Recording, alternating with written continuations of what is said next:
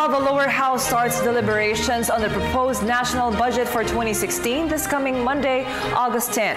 The Malacanang proposed outlay totals 3.002 trillion pesos. Freddie Abando reports. The Appropriations Committee, chaired by Congressman Isidro Ungab, starts its review of the proposed national budget of 3.002 trillion pesos on Monday. It's the sixth and final spending measure of the Aquino administration. Reforms in the budget process guarantee government has raised the resources to spend on the right programs with measurable results and the revenues to fully implement the delivery of basic services. The budget greatly contributed to the Aquino administration's commitment to sustained economic growth and reducing poverty incidence. The opposition will again review every item in the budget. We all realize the need to come up with a budget on the start of the year, because if you will notice, it's sending very good signals to the international community, both local and foreign investors, that the government is serious with its business.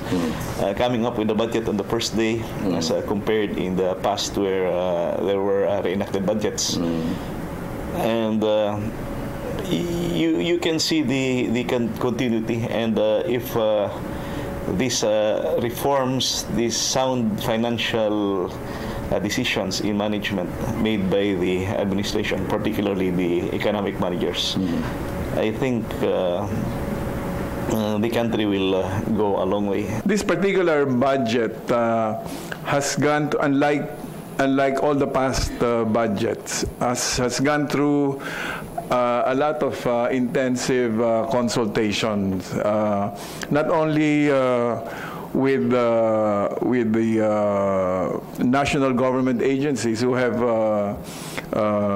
been allocated their respective budgets in the National Expenditure Program, but also with the other sectors that are also stakeholders of the budget process. For example, we have consulted with the community.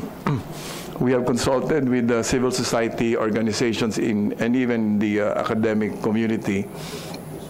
And we have also presented the budget for scrutiny, but even our donor agencies for their inputs into the budget, because they have provided a lot of assistance in making sure that this budget is transparent, it's highly accountable, and it engages its stakeholders. Funding for social services is the biggest chunk of the budget. This covers the full implementation of the K-12 program in 2016. PhilHealth coverage for 15 million families and the conditional cash transfer program.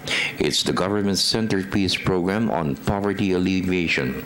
Although its impact has been positive in keeping children in school, Avocado Party List Congressman Jonathan De La Cruz expressed concerns on leakages which could affect a very good program. There have been reports that there have been a number of leakages in the CCT, and that this particular program, which is supposed to be a partner program for the alleviation of poverty, has not really been as effective as the administration has claimed. Spending for infrastructure at 5% of the gross domestic product, from 160 billion pesos in 2010. In 2016, the proposed outlay is 760 billion. As the economy expands, more resources are spent for highways, roads and bridges, airports and seaports. This will sustain the expansion of economic zones and the boom of tourism. Tourism's impact has been significant to the rise of the economy. We spent, for example, in 2014, a total of almost 17 billion pesos in tourism infrastructure. In 2011, about, shall we say, about 60% of all the tourism infrastructure had to go with helping to connect national roads to each other, so that you have a national road network that serves tourism interests. That has been so successful that by 2016, 100% of all the infrastructure money will already be devoted to local roads. We're done with all the major connectors to gateways, airports, highways, etc. Defense spending is also a top priority to enhance the AFP's mission of territorial defense given China's creeping reclamation of the country's exclusive economic zone in the West Philippine Sea.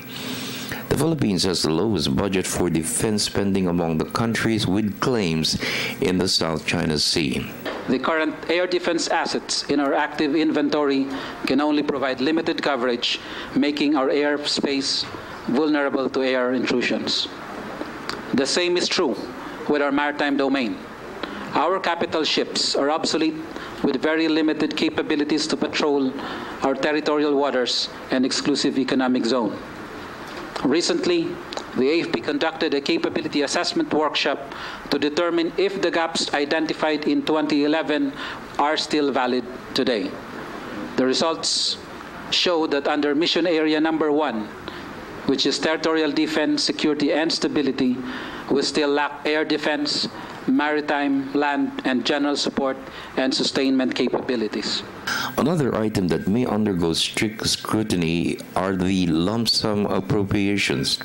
Secretary, only 3 items are lump sum. The rest have been disaggregated to several departments. Ungab said the budget is pork-free. However, every lawmaker has the right to propose programs and projects for their respective constituencies. Definitely no pork, because if we follow the definition of pork, or let us say on what was declared unconstitutional by the Supreme Court in the PDAF cases, it is a kind of lump sum with multiple purpose, and the post-enactment intervention of the legislators, and definitely that is not practice anymore now. Yes. So we make sure that the budget will be passed in accordance with laws, rules, as well as Supreme Court jurisprudence on this matter.